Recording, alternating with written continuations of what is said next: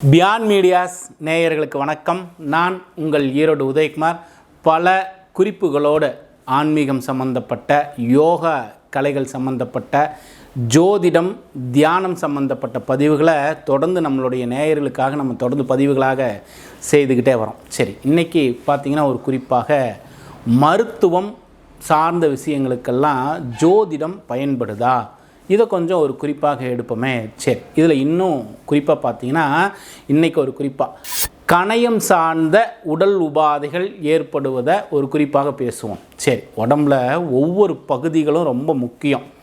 இறைவனால் கொடுக்கப்பட்ட உறுப்புக்கள் எல்லாமே காரணம் இல்லாமல் இல்லை. கண்கள் பார்க்கறதுக்கும், காது கேட்பதற்கும், நாக்கு உணவை சுவைப்பதற்கும், மூக்கு சுவாசத்திற்கும், எல்லா உறுப்புகளுக்கும் ஒவ்வொரு வேலைகள் இருக்குது. இதில் எந்த உறுப்பு பாதிக்கப்பட்டாலும் மனிதனுடைய வாழ்வில் சில தடுமாற்றங்களும் பல உயிருக்கு ஆபத்தான சூழ்நிலைகளும் ஏற்படுவது உண்மைதான்.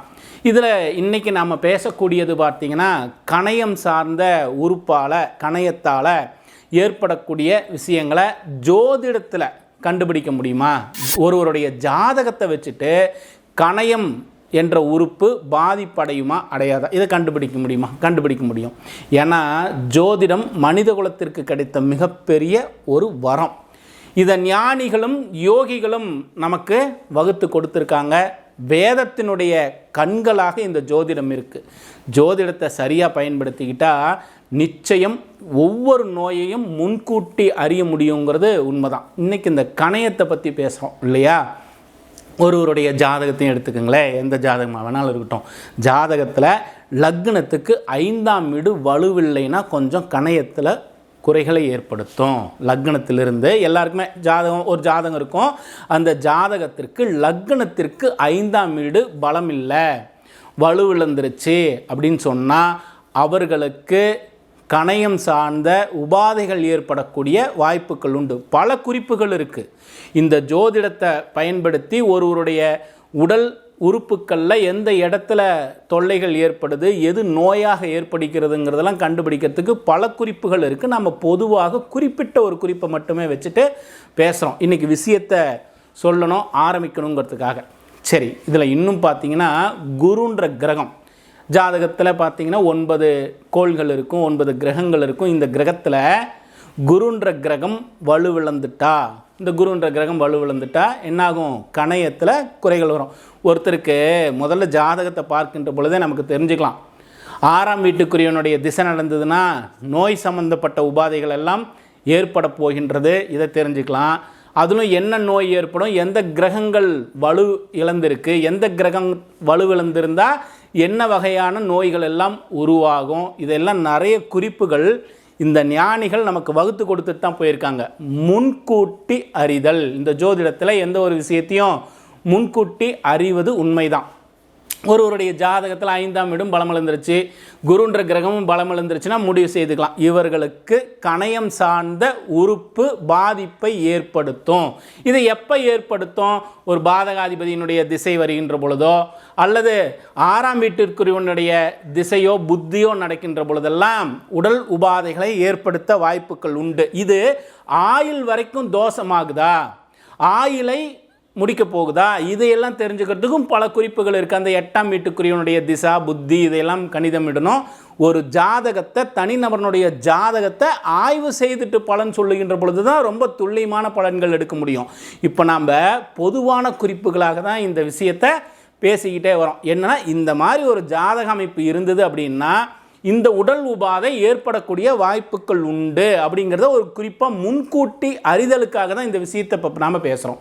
சரி, இதுலேயும் பாருங்கள், சனி பகவானுடைய நட்சத்திரத்தில் குரு நின்று திசை நடத்தினார்னு வச்சுக்கோங்களேன். சனி பகவானுடைய நட்சத்திரத்தில் குரு நிற்கிறார், திசையும் நடக்குது, குரு திசை. அப்படி நடந்ததுனாலும் என்னாகும்? கணையம் சார்ந்த உறுப்புக்கள் பாதிப்பை ஏற்படுத்துறதுக்கு வாய்ப்புகள் உண்டு. அப்போது ஜோதிடத்தில் ஒவ்வொரு கிரகத்திற்கும் ரொம்ப முக்கியத்துவமான விஷயங்கள் இருக்குது. எல்லா கிரகத்தை வச்சும் உடல் உபாதைகளை, நோய்களை கணிதமிடலாம். ஒரே ஒரு கிரகத்தை மட்டுமே வச்சுட்டு ஒரு குறிப்பிட்ட நோயை முடிவு செய்யவும் முடியாது.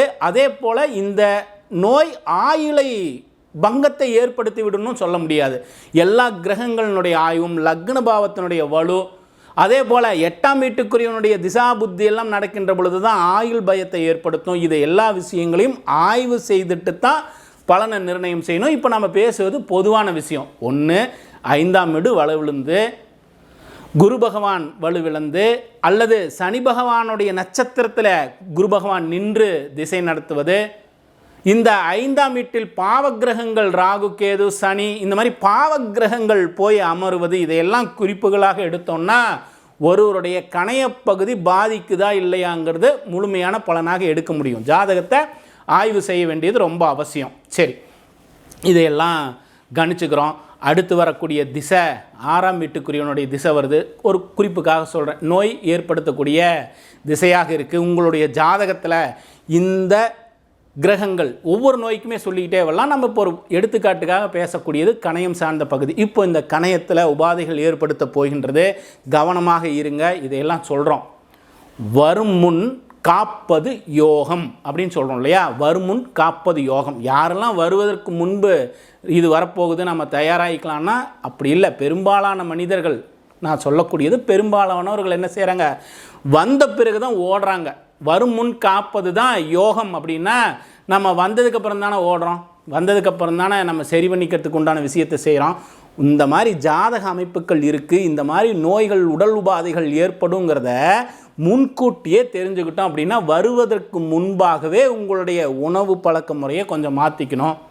கணையம் எப்பொழுது அதிகமாக யாருக்கெல்லாம் அதிகமாக தொந்தரவு செய்யும்? மது பழக்கம் இருக்கிறவங்களுக்கு இந்த கணையம் தொந்தரவு செய்யும். இந்த மாதிரி பழக்கங்கள் இருக்கிறவங்க இதையெல்லாம் நிறுத்திக்கணும். உணவு பழக்க முறையை மாற்றிக்கணும். அதே போல் இந்த யோக கலைகள் எல்லாம் இருக்குது. ஒரு உள் உறுப்புக்களை யோகாலாம் பார்த்திங்கன்னா நம்ம ஒரு மற்ற எல்லா விஷயங்களும் செய்வோம். ஜிம்முக்கு போவோம், வாக்கிங் போவோம், ஓடுவோம். எல்லா பயிற்சிகளும் ஒவ்வொரு உறுப்புகளுக்கு வலுவான விஷயந்தான். இந்த உடல் தேக ஆரோக்கியத்திற்கு வலுவான விஷயந்தான். இதில் எந்த தவறும் இல்லை. உள் உறுப்புக்கள் இந்த சுவாசத்தோடு சேர்த்து உள் உறுப்புக்களை வலுப்படுத்தக்கூடியது யோக ஆசனங்களில் சில குறிப்புகள் எல்லாம் இருக்குது. ஒரு உடல் உபாதை வருது, இது என்ன செய்யும்? கணையம் செரிமான பிரச்சனைகளை உருவாக்கும், செரிமானத்தை ஏற்படுத்தாது. அதே போல் நீரிழிவு நோயை ஏற்படுத்தக்கூடிய வாய்ப்புகள் எல்லாம் உண்டு. இந்த சுகர்னு சொல்கிறோம் இல்லையா, சுகர் ஏற்படுத்துறதுக்கு வாய்ப்புகள் எல்லாம் உண்டு. இப்படியெல்லாம் இருக்குது அப்படின்னா முதல்ல யோக பயிற்சி உள் உறுப்புகளை வலுப்படுத்தக்கூடிய ஆசனாஸ் எல்லாம் பயன்படுத்தினீங்கன்னா இது மூச்சோடு சேர்த்து சில பயிற்சியாக இருக்கும். இதோட உணவு பழக்க முறைகளை மாற்றிக்கிட்டிங்கன்னா நிச்சயம் ஒரு மாற்றத்தை கண்டிப்பாக உருவாக்கிக்க முடியும். இதெல்லாம் எப்போ தெரியும்னா, ஏதோ ஒரு ஜோதிஷர்கிட்ட நீங்கள் முன்கூட்டி இது போன்ற ஜாதக அமைப்பு இருக்குது அப்படின்னு அவர் உங்களுக்கு சொல்லுவார்ல, உங்களுக்கு அடுத்தது வரக்கூடிய திசை கொஞ்சம் சிறப்பாக இல்லை, இப்போ நடக்கக்கூடிய திசை கொஞ்சம் சிறப்பாக இல்லை, இந்த மாதிரி உடல் உபாதைகள்லாம் வரப்போகுது, கவனமாக இருங்கன்னு உங்களுக்குன்னு ஒரு ஜோதிஷர் இருப்பார், குடும்ப ஜோதிஷர் இருப்பார். அவர் உங்கள்கிட்ட சொல்லுகின்ற பொழுது நீங்கள் முதல்ல எப்பொழுதுமே இந்த தேக பலத்திற்கு முக்கியத்துவம் கொடுக்க வேண்டியது ரொம்ப அவசியம்.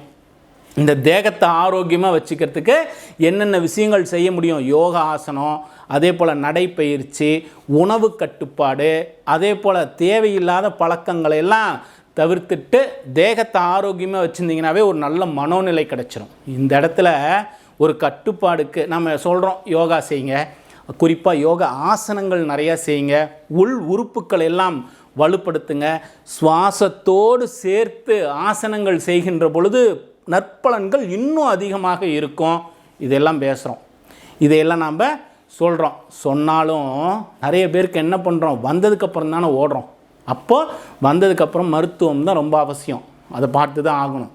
இனி அதனுடைய பாதிப்பை அதிகப்படுத்தாமல் இருக்கிறதுக்கு மறுபடியும் உணவு பழக்கத்திலிருந்து யோகாசனங்கள்லேருந்து மேற்கொள்ள வேண்டியது ரொம்ப ரொம்ப அவசியம். சரி, பல விஷயங்கள் மனிதனுடைய வாழ்க்கைக்கு தேவையானதாக இருந்தாலும் தியானம் மனதை ஒருநிலைப்படுத்துவதற்கும், உங்களுடைய தியானம் நீங்கள் எதை நோக்கி செல்கின்றீர்களோ, நான் தினமும் யோக பயிற்சி செய்யணும் அப்படின்னு நினைக்கிறீங்க, இந்த எண்ணத்தை வலுப்படுத்துறதுக்கு என்ன விஷயம் வேணும்?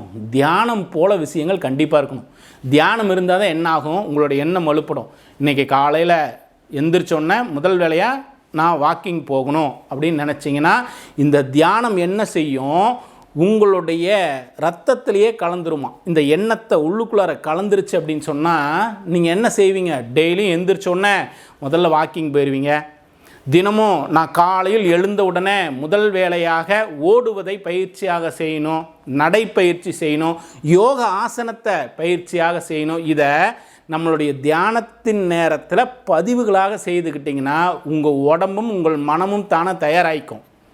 இந்த ஒரு பயிற்சி உங்களுக்கு எந்திரிச்சோன்னா முதல்ல அதுதான் தோணும். அப்போ என்னென்ன தியானம் செய்கின்ற பொழுது முதல்ல டெய்லியும் இந்த தேகத்திற்கு என்ன தேவை, இந்த தொழில் செய்கின்றோம் பொருளாதாரத்திற்கு எப்படியெல்லாம் பொருளாதாரத்தை ஈர்த்துக்கணும், குடும்ப நபர்கள்ட்ட எல்லோருடைய தேக ஆரோக்கியம் ஆயுள் தீர்க்கமும் எப்படி இருக்கணும், எல்லா விஷயங்களும் நீங்கள் தியானத்தின் மூலம் பெற முடியும். அப்போ இதெல்லாம் தேவைன்னா தியானமும் கண்டிப்பாக அவசியம். இந்த தியானத்தால் இறை சக்தியை நம்ம உடம்புக்குள்ளே நம்ம ஈர்த்துக்க முடியும்.